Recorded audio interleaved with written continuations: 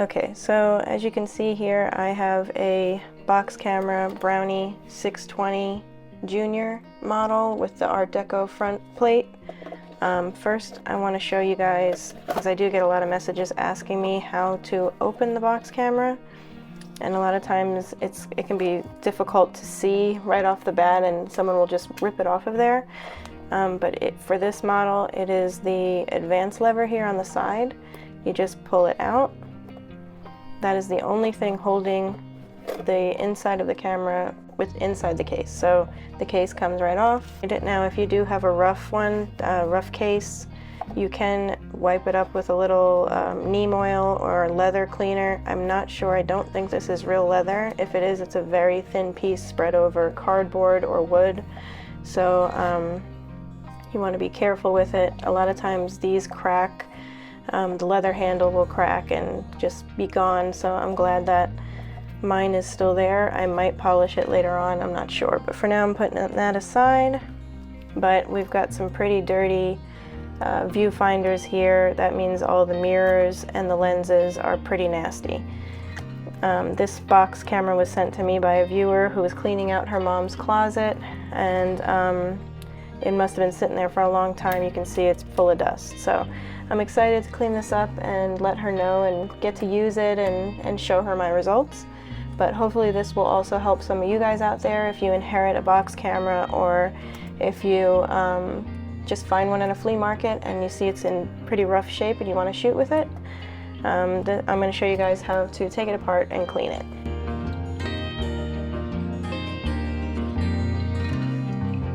So we've got some Zeiss lens wipes. This is to clean up the glass. You can use lens cleaner spray or even just some water, warm water.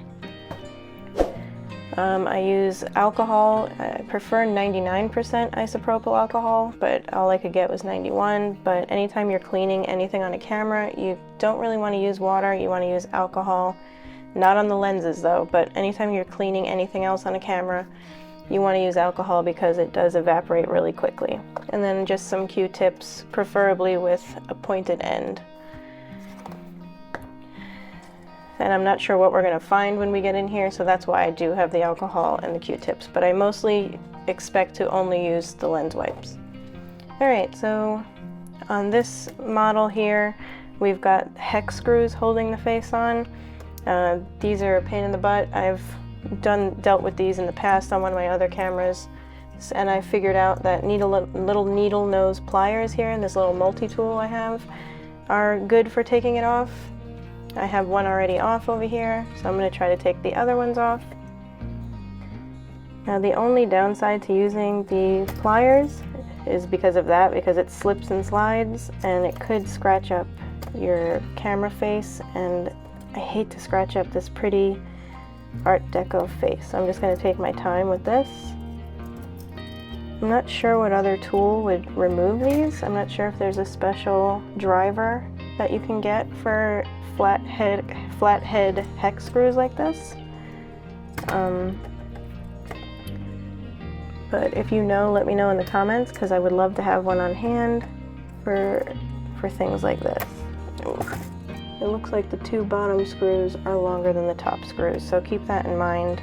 Always pay attention to that kind of thing when you're taking a camera apart. I'm gonna try moving the camera instead of the pliers. Yeah, there we go. Less slip and slide there. There we go. So yeah, I can see the top screws are shorter than the bottom screws, so I gotta remember that. Alright, so now we're gonna carefully remove the faceplate, and we'll clean that later. That's the prettiest part to this camera. And you can see here underneath is the lens and the viewing lenses. Let's see. This is different than any box camera I've taken apart before. Oh, okay.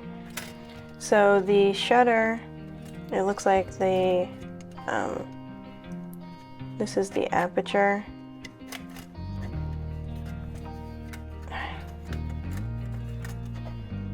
this is the shutter here, and then this is the aperture button. So the aperture, or I should say aperture slider, that's attached to this. So I'm not sure how to remove that. Let's see what it looks like from underneath. I can still access the mirrors that are inside here if I move this around. So I don't want to mess with this aperture here, with the aperture slider. So I'm going to leave that and just try to clean the mirrors that are in there using a Q-tip. So I'm going to take one of these wipes. If you have spray, if you have lens spray, you could just spray the Q-tip and then wipe that off. These things smell so strong. Ugh. Like ammonia, like Windex. So I'm just going to clean that in there. Look how dirty that is. I don't know if you can see how dirty that is. Yeah, it's pretty nasty. Let's see if I can get in there. Use the Q-tip to move the wipe around. Oof, that's strong. Okay, that's nice and clean. And then also, the inside of the viewfinder is accessible right there. I'm going to clean that.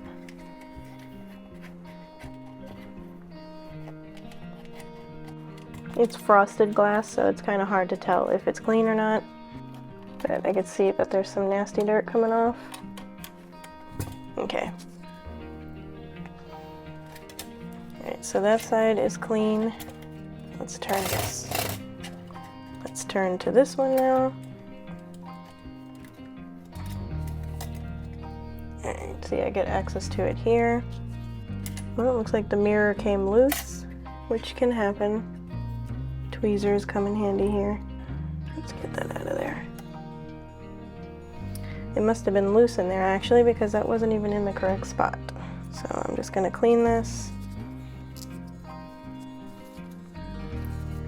Looks like some of it's already coming off. Some of the mirror, the silvering. And while that's out, I'm going to clean this viewfinder and inside. Again, this would be much easier with spray.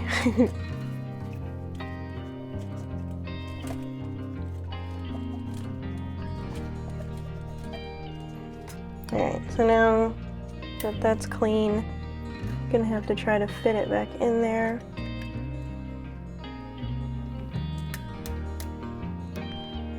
And then super glue it back in to see if, yeah, there we go. You can check if you can see a reflection, and that's the correct way. Alright, so I'm gonna have to put some super glue in there, or Gorilla Glue, on the back of the mirror. I've got some Gorilla Glue, so I'm gonna use that. I'm gonna put it where, on the spots where the original glue was.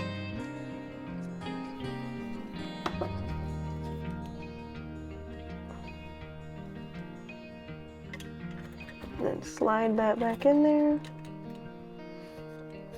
Alright. Alright, so the two viewfinders are clean, as well as their mirrors that are inside. Let me just make sure this mirror over here is in there good. Okay, yeah, that one's in there good.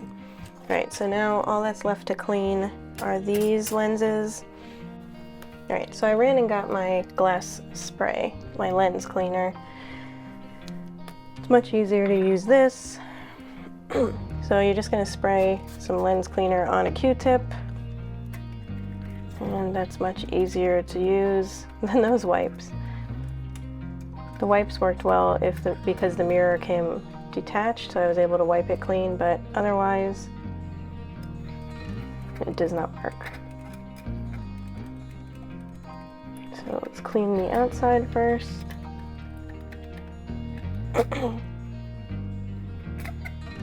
Looks like this one might have a little mold.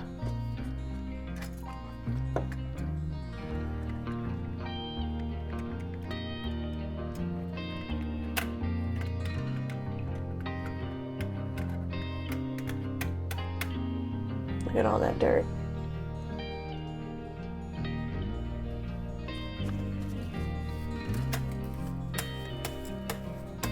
Get any wetness off of there, because you don't want any wetness on your camera. Alright, so now I'm gonna get a clean Q-tip.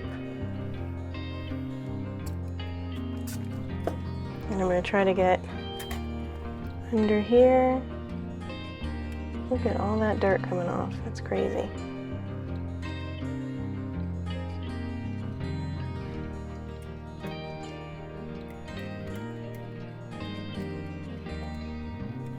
Wonder how long it was in that closet. Okay, so those are clean. Let me get the shutter lens.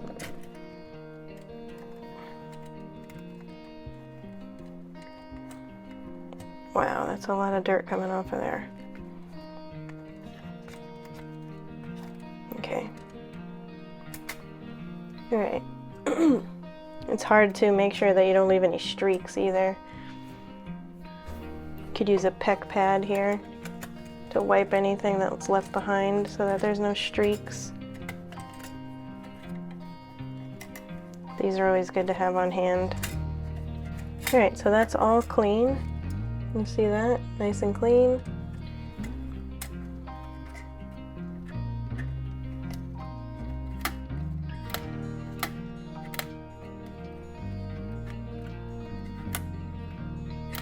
Okay, so there we go. So what this is the bulb mode. So pulling it out, you see that keeps the shutter open. You see that? It kept the shutter open. I thought it was an aperture. And then that's just regular shutter release. All right, so yeah, I definitely didn't want to mess with that. So that's all clean. All the lenses are all clean. The mirror is in there drying, hopefully staying put now. And you can see reflections in the viewfinders, which is good, so the mirrors are still good. Let's set that aside for a minute. Now I have the Art Deco faceplate. I'm not sure what kind of metal this is. Maybe you guys can let me know. I want to just clean this up. So I think I'm just going to use an alcohol wipe to clean it up. I don't want to use anything too harsh because I don't know what this is on here. I don't know if it's paint. You can see that there's still some cracking in it.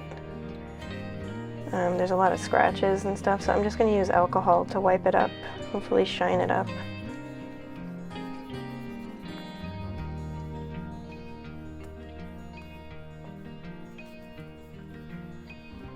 That's beautiful. You know, if you have a, oh, look at that. Whoa. Look at that, that's disgusting. If you have one of these Art Deco box cameras that doesn't work, or if you find one torn up that just can't be salvaged, but the faceplate's still good, sometimes it's worth rescuing just for the faceplate, and you can repurpose it somehow. It's so pretty.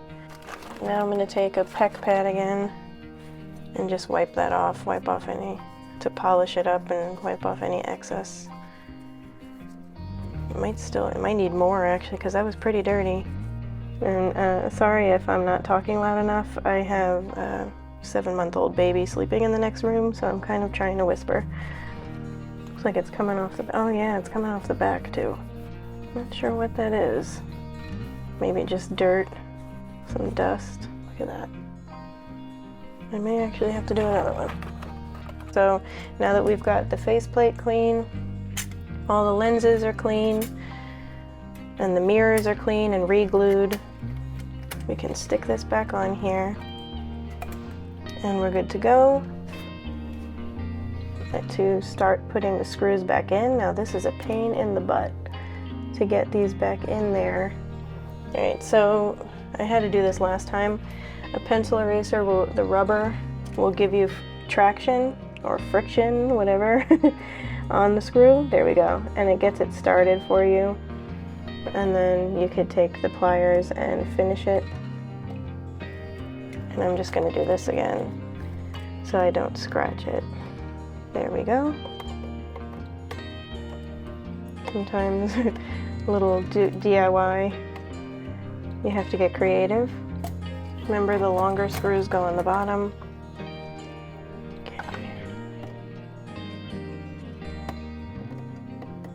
The eraser does a really good job of turning them, so if you could get them in there as much as possible using an eraser, do that, because that's not going to scratch up your face plate. Okay. Alright, so there you go. That's how you take apart the Brownie box camera and clean the lenses and fix the mirrors from being loose. Now I can see the reflection in the viewfinders, and that means I can shoot with it. And the shutter works. The shutter works good. So sometimes you can trim down a plastic 120 spool and fit it in there and use 120 film, but if not, you could either pick up some re-spooled 620 film, or you can re-spool it yourself if you're daring enough. I have yet to try that, but I might try it so I could try out shooting with this camera. Be sure to hit that subscribe button for more videos like this. I have a ton of other ones where I clean up old cameras so that I can help you guys out there and help you guys to shoot with your cameras again. I also will be hopefully making a video where I shoot with this camera itself. So hit that subscribe button to stick around for that, and I hope you'll hit the thumbs up as well if this was helpful. Down in the description is also links to my website, my Instagram, my social media, and also to donate if you would like to donate anything to the upkeep of this YouTube channel, so that I could keep going and I can afford to buy film and to make all of these videos for you guys. So yeah, I hope you guys stick around. Until next time, stay motivated and keep shooting.